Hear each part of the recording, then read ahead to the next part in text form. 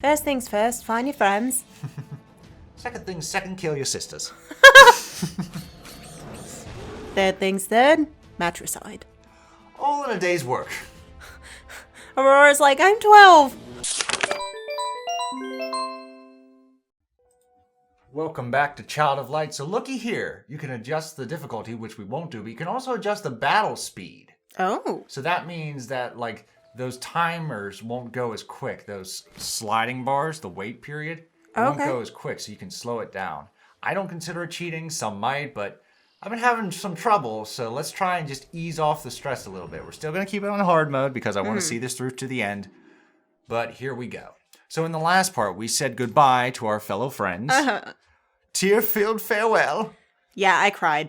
And now we're heading to the mirror itself, which we're hoping is the end of the game, because that's the destination to return home and reach the finale.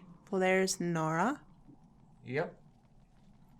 Oh, but this looks a little bleak. She's like, wait a minute.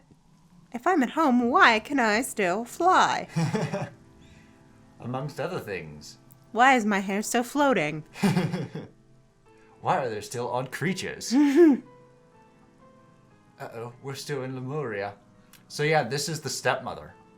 And She looks like a stepmother. plot twist, she's evil. Ooh, shocker. So yeah, this is the plot twist. And not just that, but Nora is evil. See, that did catch me off guard. And it made me like, good thing I didn't use you. Yeah. Like, her real name is Nox. Yep. And then there's Cordelia, the other sister. Yeah. So it's Umbra and her two sisters. So So yes, this it's is the like- plot twist. We're not done with the game yet. It's very Cinderella-y. Yeah. Evil stepmother.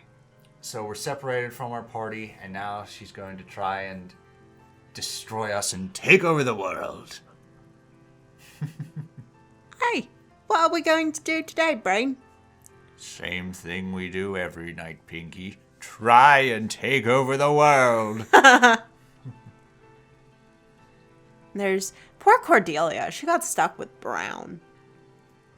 The color scheme isn't my problem. The fact that she has so little screen time in the game out I of know. all the She other just characters. shows up like, hey, sup, player? So yeah, she's gonna try to destroy us, but Aurora is protected by a magic spell. Dun, dun, dun. It was love. It was the When love. sweet Lily Potter gave her life for her own child, I could not touch him.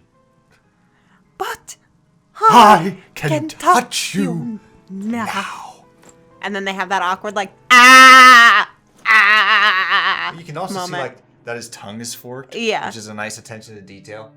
Like, it's very, that to me, that was the best part of that movie. That was the best part of Ray Fiennes' performance as Voldemort. Yeah, before he became a Hokey. whiny bitch. Yeah, whiny bitch and hokey. Yeah. I really like this scene. Yeah, this is cute. A nice old flashback back to Little the cutscene. good old days with her mother. Good old days with Mum. But, yeah, this is the tree that we saw near the beginning of the game. Oh. But, now it's in a different location. Is it in a different location, or did things just get built around it? Yeah.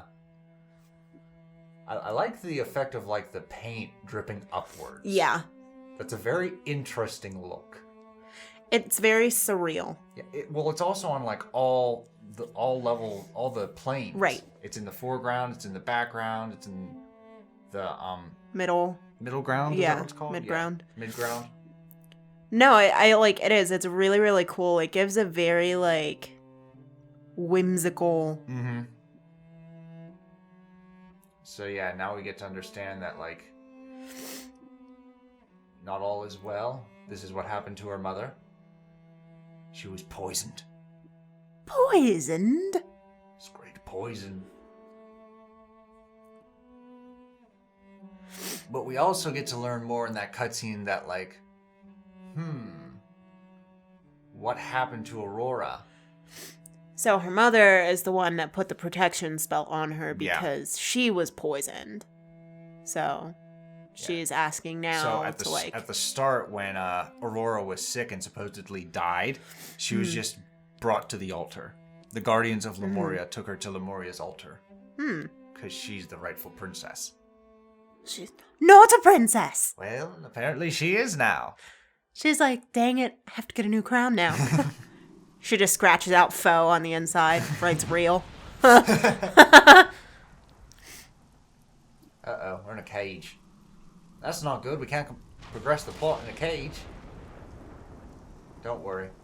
We got our magic flute. Aw, she's gonna play and make herself feel better. She's like, well, It's I'm a nice bored little as shit. picker-upper. Might as well play my flute. It's cute. There's like thunder and lightning and rain pouring down. And here comes the best party member. Best character of the game right here. He looks kind of like Freddy Krueger and like outlined with those claws. Freddy Krueger meets the Beast. Yeah. Like if Beast had, well, he does have razor sharp claws. But like if they were Wolverine like, claws. yeah, if they were bigger. Artificial, I think is the word I'm looking for. I think if they were just more dramatic. Okay. But So- this is the Guardian who locked us up, but he realizes that you're the true princess, so he cuts you a deal. That he'll Cut a deal. let you free and you reclaim the kingdom. There you go. And save his people. She's like, but I'm just a small child. So this is an interesting part of the game because we have to find the rest of the party. I know. You know how mad I was when I was playing this, and I was like, I just fucking got rid of everyone in my party. Huh. And now I'm in Now we got danger. Angus. Oh, Angus. Here we are, Chapter 8, the highest of the high. And we don't have Igniculus, so like all these orbs is just like, shit! I know. Damn it all! Ooh. Yep, got another confession. Now, I'm not much of a completionist, but if there's something that I know I can obtain, or it's just like, that's doable, I will accomplish that task in a playthrough. But I've been thinking about this a lot, and I've been getting a lot of video games for like the past 2 years. Yeah. But I got in this rut where I haven't been completing that many. Or even finishing them for that matter. Like most games in this past year, I just play to make sure it works and there's nothing wrong with it. Disk doesn't need cleaned or something like that. And then I put away.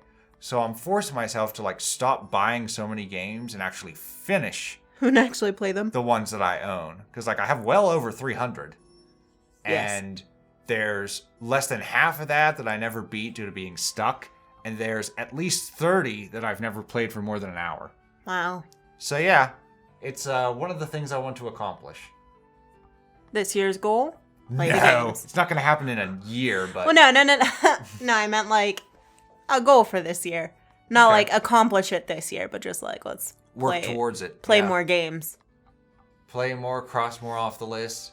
And again, like, if it's something that I find doable, I'll complete the task. But if it's just get to the end and watch the credits roll, that's enough for me. Yeah.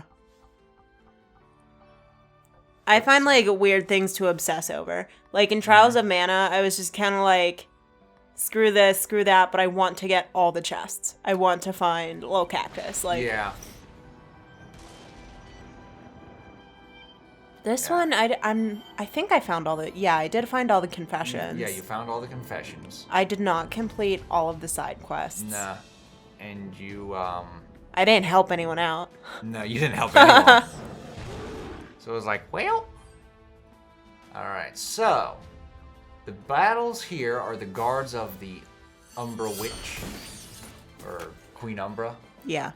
The Umbra Witches from a whole other series. The stepmother.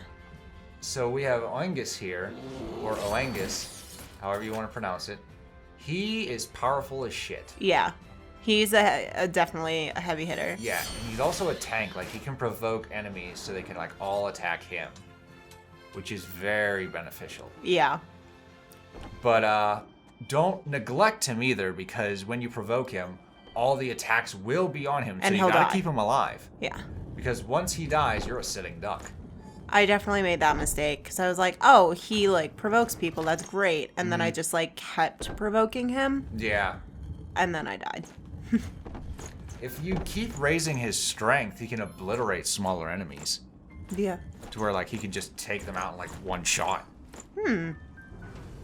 Which is very generous for an RPG to give you a character that one-shots. Yeah. Usually it's the other way around where you encounter a monster that's too powerful and it one-shots you. There's Luna being a goofball. Okay, so they're weak to Oengus's claws, and I think they're also weak to Starlight. No, okay. Okay, they counter magical attacks. Oh. So you want to keep physical attacks on these, like, Raven guards. These raven-haired guards. Well, he's definitely... Yeah, one's weak. And, yeah, these guys aren't that powerful. Like, they can get overwhelming, but, like, there's some other guys in this tower that you want to eliminate immediately once you see them. Yeah. And there we go. Boom. I love how it, like, does a backflip and face plants. If I died dramatically, how would I die? Backflip and faceplant. Backflip and then smack your face off the floor. For sure.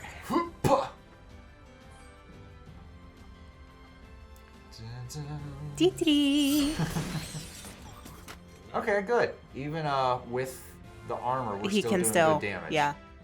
Well, even his armor looks like it's getting weaker. Mm-hmm. Well, that's good.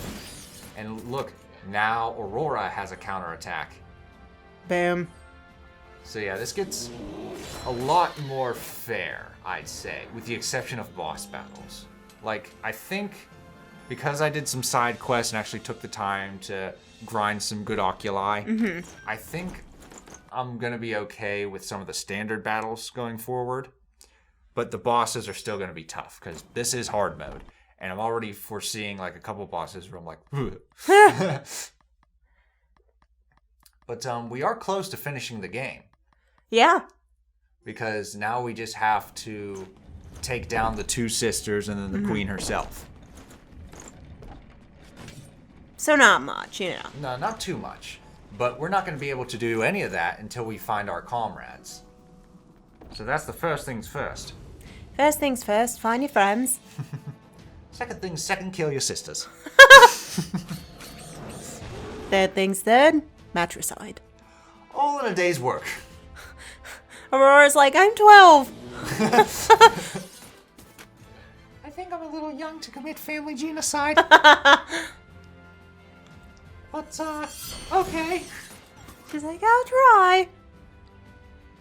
If you insist. Like, video games are so weird when you think about them logically. Like, she is just this little girl with a big-ass sword fighting monsters, like... Yeah. Well, it's a coming-of-age story. Yeah. I just think of, like, okay, so I was recently rewatching all the Sailor Moons. Yeah. You've heard on my phone. Yep. I, like, watch it while I do dishes and cook and stuff like that. And I think, honestly, Sailor Moon is one of, like... Usagi as Sailor Moon is probably one of the most realistic, like, superhero things that I've seen. Oh, yeah? Because in the beginning, when she, like, gets her power as Sailor Moon, she's like, this is scary! I don't want to do this! I just want to be a normal girl! She's like, this is hard! And everyone is like, this is your destiny, Usagi! You have to do this! And she's like, I just want to eat cake! Like, the most realistic superhero. It's just funny. We were having that thought when we were watching The Secret of Nim, is just how you see these characters and they're marketed as like doing things that like were never done before. Yeah. But then you actually watch back and it's just like, no, it was done back in the 80s. Yeah, that it's definitely been done before. It wasn't that big of a deal. Like Mrs. Brisby is like one of my favorite female leads. Yeah. I won't even like say the connotation strong. She's just like a well-developed female lead. Yeah. Well, I think because, in the sense, they give her a strength without stripping her of A, personality, and B, her weakness. Yeah. Because with strength comes weakness. So you're not, you know, impervious. So I think that they utilize her weaknesses to propel her forward, which is something that Japanese cartoons do a lot of. Yeah. You know, anime does a lot. where they use that weakness to propel you forward. They are weak as shit to your regular slashes. So these guys are weak to magic. So the ravens are weak to physical attacks. Okay. And the hounds are weak to magic because I did 16 damage with Aurora's sword. Wow. And my sword's like buffed up. Yeah.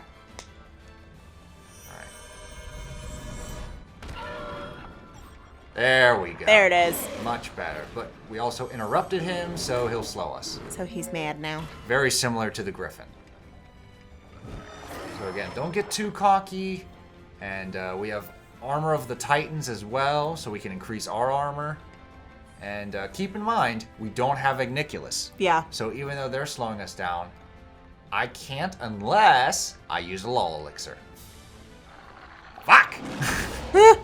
Or not.